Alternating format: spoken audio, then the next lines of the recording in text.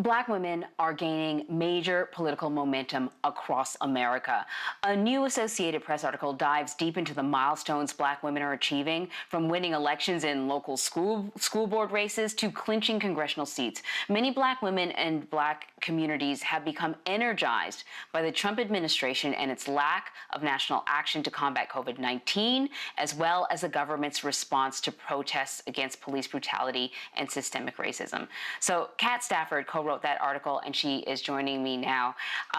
Really, really good article, and you dive into sort of so many different aspects of this political activism that we are seeing. And you talk about the fact that African American women in particular have always been a politically active force, influencing some of the major political movements that we have seen, but often they don't rise to the level of getting sort of recognition for their leadership role. But that is changing now. And you take a look at Georgia and some of the races that have been run and lost, and the women that have chose to seek a political position, whereas before they probably never did. Can we talk about kind of the broad pressures that are pushing these women who were probably politically active before, but pushing them now to actually seek, an elected position? Yes, so I would like to take a step back. Black women, as you stated, historically have been involved in various social movements since dating back to the civil rights movement, and honestly, even looking at the women's suffrage movement to try and get women the right to vote. So this is nothing new. It's nothing new to see Black women being politically engaged. But what is new is this really sweeping amount of change that we've seen, particularly after 2018, when we had Stacey Abrams and her historic run for governor in Georgia. After that, we've seen such momentum, and now we have more Black women in Congress. We have 7 Black women who are mayors right now of the top 100 cities in the United States. So what we are seeing is a real effort among Black women to really rally and become the leaders within their community, not just on the ground organizing and shepherding their families out to vote, but gaining these offices where they are in roles where they can make decisions, they can affect change within their communities, and that is what's new. The question is, what impact will that have in November and beyond? Yeah, starting from when Barack Obama was first elected, here in Philadelphia, I distinctly remember, like, particularly older African American women. I mean, they would wear a Barack Obama T-shirt every single day. They were really outspoken, talking to their children who could vote about what they got to make sure they do. Like, it was really like this army of in particular, middle-aged Black women that was so impressive. And then after this last election, I think, the conversations that I started to see within the African American community, at least some people, and Black women, was whether or not the Democratic Party appreciated those efforts, whether or not the Democratic Party just took for granted that they were going to get the African American and vote. And what I'm seeing now, and what you describe in your article, is a group of people that are not willing to sit on the sidelines and wait to be appreciated. They are saying, yes, African American women vote, and they vote en masse in a certain way, and I'm an African American woman, so they can vote for me. Yes, and like you just said, Black women historically, they are the ones that head out to the polls. They have highest voter numbers when you look at different demographics within the country. They are the most loyal voting Black that the Democratic Party has. But like you pointed out, after 2016, Black women really took a step back and said, hey, what are we getting in return for this loyalty? Not enough. And what I think the COVID-19 pandemic has really done is really laid bare a lot of these long-standing systemic disparities that we have seen in this country, economic, health-wise.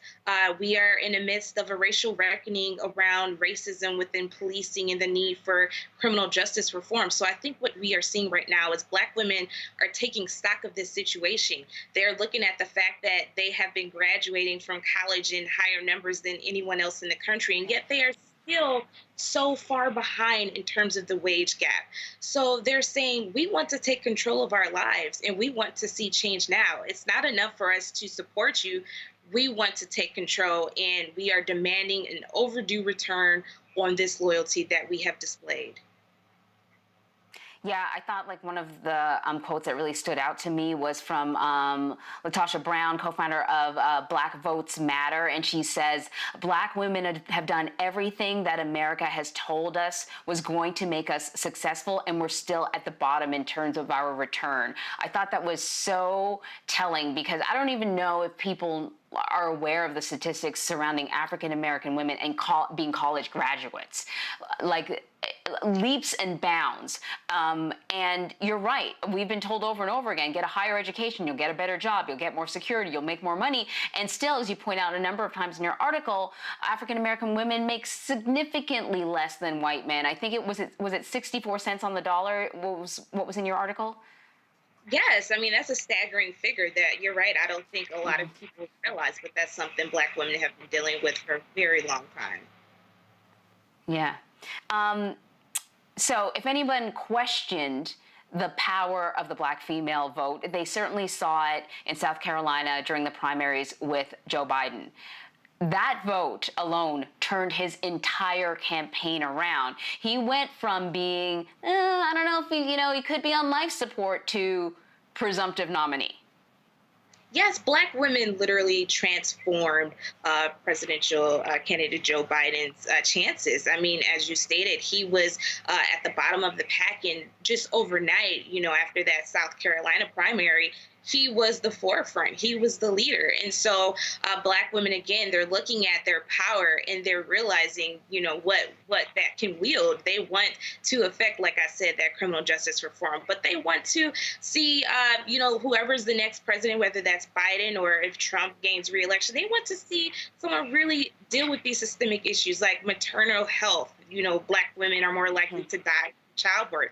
So many issues. Mm-hmm. And so then I bring you to the question of Biden's running mate. He has said that he's going to choose a woman. There are a number of African American women that have been sort of bounced around that I presume are sort of on the short list there. How important is it, do you think, for him to seriously consider, if not choose, an African American woman as a running mate? What I'm hearing from a lot of people on the ground, my sources, they're saying in this moment, again, of reckoning where we are being confronted with this nation's history of systemic oppression and racism that has continued 400 years after slavery, they are saying now is the time to show that you're serious about dealing with these issues. And what better way to do that than to put a Black woman in this role? Not just any Black woman, but someone who is qualified. And all of these women are uniquely qualified in different ways to step into that role. That is what many are saying. But they're also saying, why stop there? Let's push for the first Black woman to be on the Supreme Court. Let's push for Joe Biden to really make sure that he is creating a robust platform that specifically deals with the issues that are impacting the Black community. So I think a lot of folks are saying that they do want to see a Black woman become the next vice president because it would be historic, but also they want to see real, tangible change. Mm-hmm. Hey, listen, Kat, before I let you go, I think I should point out that you also identify an African American female Republican. And you say that, what we're seeing happening on the Democratic side is also happening on the Republican side. In the case that you identified, this is a woman who is a Republican and she is a Trump supporter, because we had said, part of what is galvanizing some people is their disappointment in how the federal government has dealt with certain issues. But you identify a Black female Republican who's also a Trump supporter.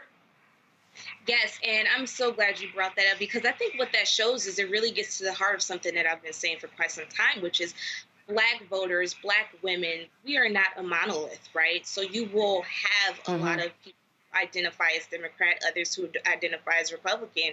And what this woman said in this story is, she really wants to push the party to diversify. She wants Republicans to be more diverse and really start from that side to bring in more Black women who might identify more conservatively. So I think that's a great point to mention that not everyone who is a Black voter identifies as Democrat, right? Yeah, Kat, I thought it was great. Really good, in-depth article, but it reads like really quickly. You did like a fantastic job on it. Kat Stafford, thank you very much. Thank you so much. All right, so on to some other news. The Apple fire is raging in the Inland Empire of Southern California. It has burned nearly 2,700, or rather 27,000 acres so far as of last night. Officials said Monday that the fire was caused by the exhaust of a malfunctioning diesel-fueled vehicle. The wildfire spread throughout